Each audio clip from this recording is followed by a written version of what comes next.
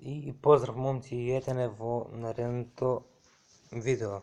Во видео, како што ви реков во претходното што беше, дека ќе правиме прашања и одговори. Па ете го видеото ви овде поставувавте прашања, па сега аз ќе ви ги одговорам.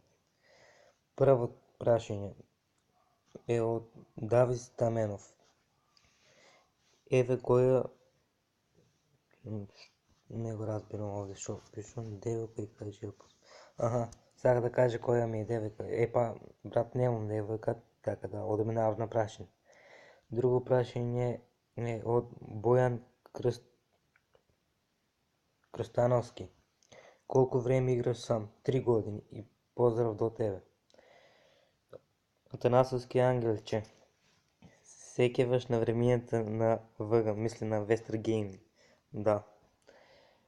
Што ти беше идејата за снимање, тоест од кого? Поз најак си.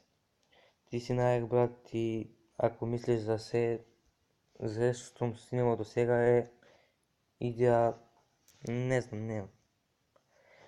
Се сеќаваш ли на времењето? Да, за Вестер Гейминг мисли он.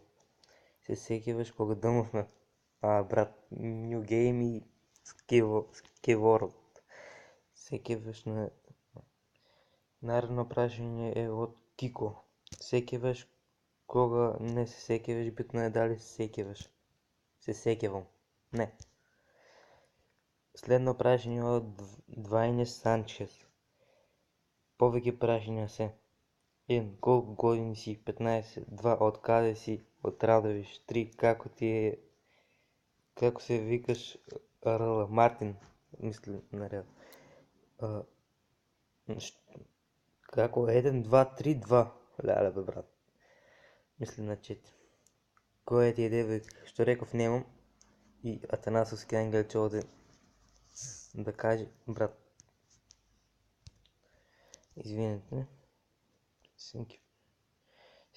Наредно прашање од Стефан Ташев. Дали имаш девојка? Немам. Наредно прашање од Филип Роли Милчев. За кој фудбалски тим навиваш? Па не навивам за никој. Следно прашање е од Александар Јанков. Ако е за предизвик вака... не е за предизвик, брат. Наредно. Следно прашање е од Славче Велков. Замислите дека си на пуст остров, кои 3 работи би ги зел? Ја не ги поз, ама сум Славче Јованов, ми е ханат. Па, прва работа, што може биде крем за сончење, чадор и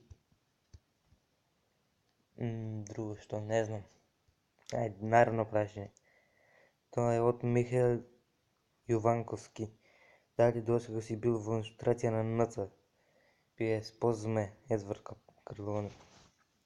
Па, не сум бил во администрација, но сум бил лидер. Наредно прашање и поздрав до тебе.